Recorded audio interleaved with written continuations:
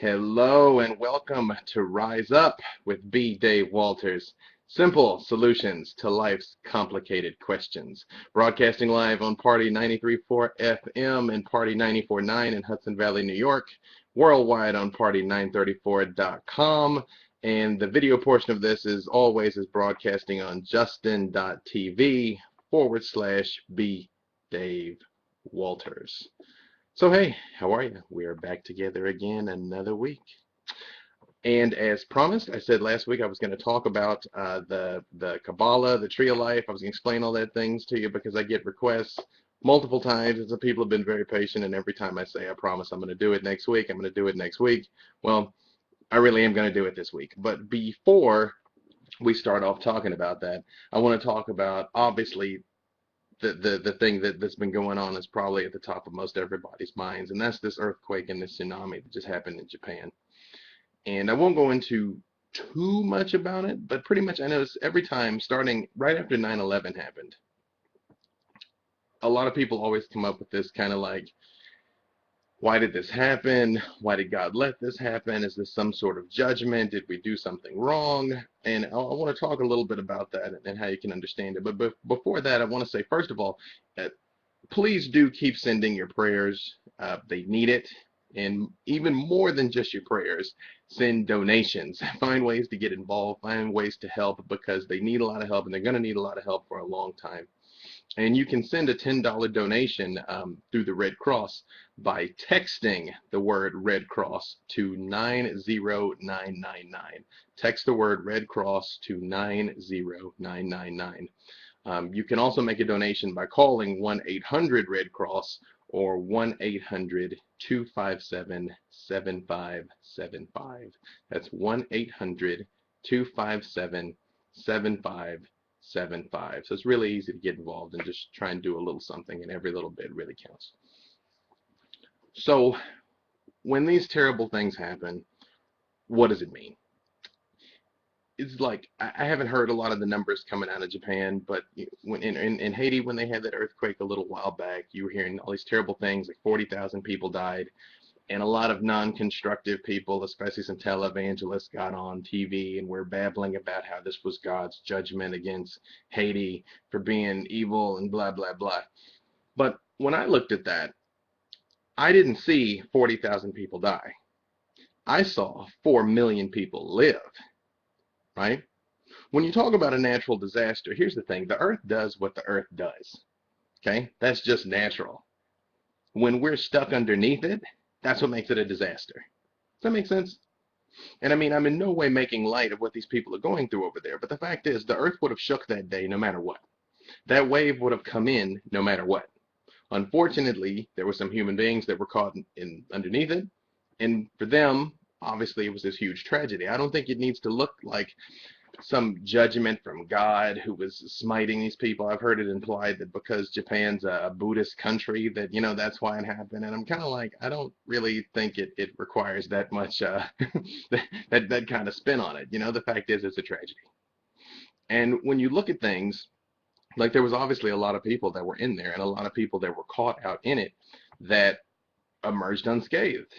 And the fact is, here's the only thing that you can really draw from this. An unfortunately high number of people lost their lives. A whole lot more people didn't lose their lives. All that means is the people who lost their lives that day, for whatever reason, their time on this earth was up. That's it. They don't have to be bad. They don't have to be sinful. Things happen in a way that doesn't make sense to us. And that's actually kind of what I want to talk about, is not only are we going to talk about the fabric of creation and the tree of life and all of those things that I said that we were going to talk about and how they work and things of that nature, but we're also going to talk about how it is that God sort of thinks in the first place and what God is like, and how it is that you can know this for yourself. And I want to share with you a couple of ways that you can do that will help make sense of this tragedy and other tragedies that take place, not just in the world, but just in your own life, and things that you have to deal with and things that you will encounter as you go along, right? The first thing I want to share with you is a quote. All complex things decay. Work out your own salvation with diligence. Okay? all complex things decay. Work out your own salvation with diligence. This is Buddha's dying words. Basically, what he was saying is that everything changes, everything falls apart, and in the end, it is up to you to save you, right? It's up to you to handle the issues and the challenges and the things that you face in this life. And as I've said before, in the end, when the dust settles, we all go it alone. When we cross over to the other side and we stand in judgment or we encounter whatever's waiting for us over there, we're going to go by ourselves. And that makes it our individual responsibilities. Does that make sense? That you can listen to whoever you want to listen to, you can read whatever you want to read, but in the end, you have to make the choice, you have to take the actions, and you're going to be held responsible. Right? Now, the reason why I became a spiritual coach and that I do the work that I do is because I'm working really hard to bring God back to the forefront of people's minds and lives. And even as you hear that, you probably reacted in one of two ways. If you're a religious person, it probably filled you with some sort of pride about your side winning. And if you're a non-religious person, it might have made you kind of roll your eyes and a little bit of like semi-disgust. So if you're still listening to me, I appreciate it. But stick with me here. I'm going somewhere with this. The fact is, over the centuries, quite a lot of damage has been done to this world in the name of God. And there are some who would try and paint our current political and military conflicts and even natural phenomenon with this same kind of whitewash, right? And I did a couple of videos where I explain many ways that you can come to know what God is like, how to know it in your heart, how to experience it for yourself.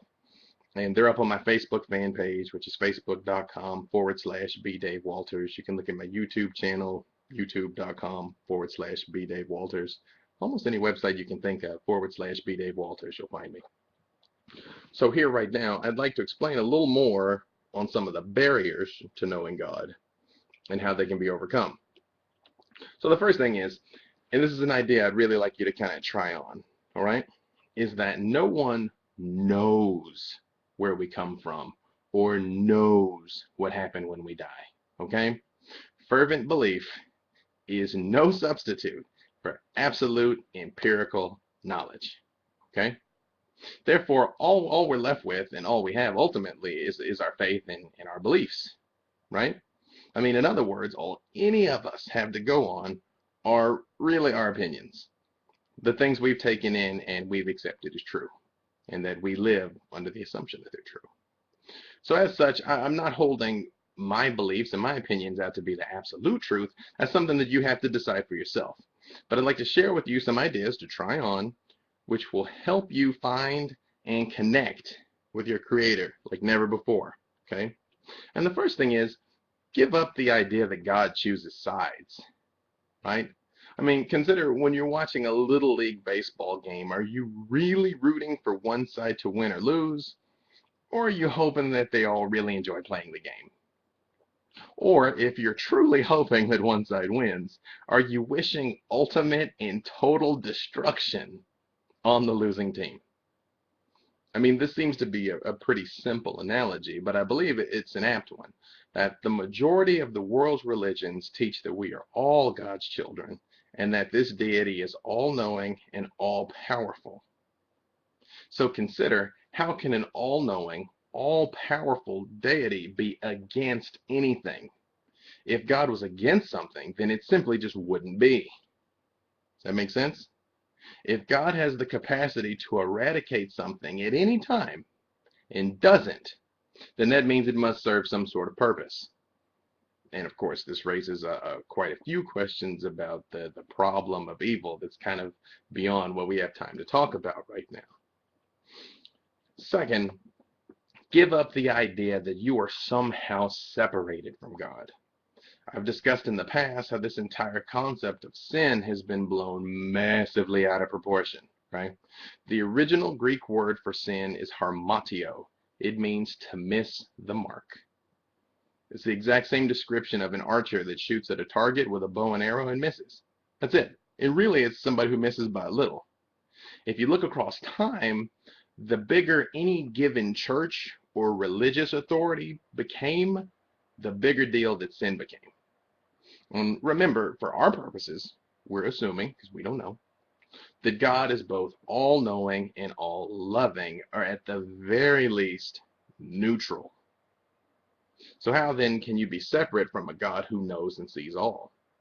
I mean, how can anything that you've done or even thought about doing offend a mind like that? A mind that knew in advance what you were going to do when that very mind created you. Now, consider again how we are with children, right? I use my kids as examples lots of times, and they're really helpful for that.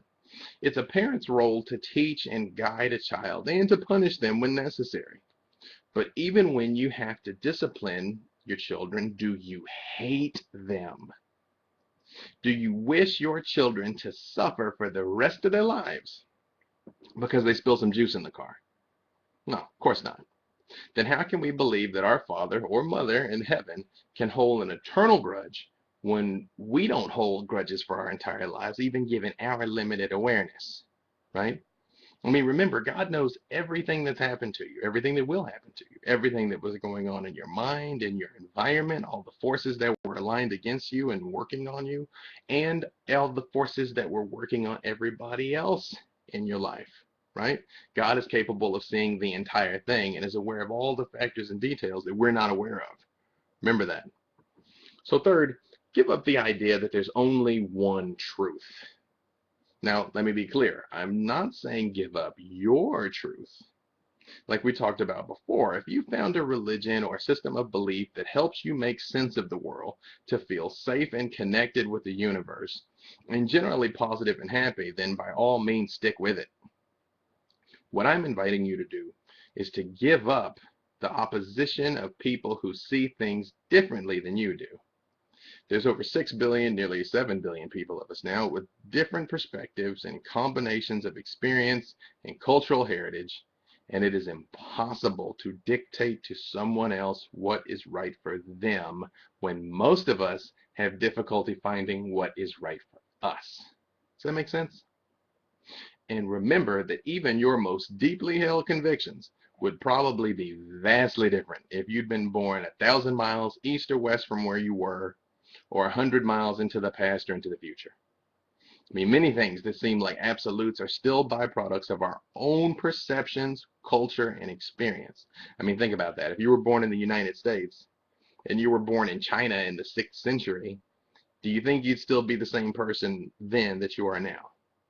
Or even if you were born in this time, but you were born in Iran, right? Versus being born in New York City. Would you be exactly the same person that you are right now? Of course not. Of course not. You'd have a different upbringing, different experiences. You might still make some of the same choices, but a lot of the choices that you've made to define yourself would be totally different. Does that make sense? Remember, we talked about the non-attachment, that we cling so tightly to these things, including the identity and the self-image that we've created for ourselves, when the reality is all it is kind of a combination of choices.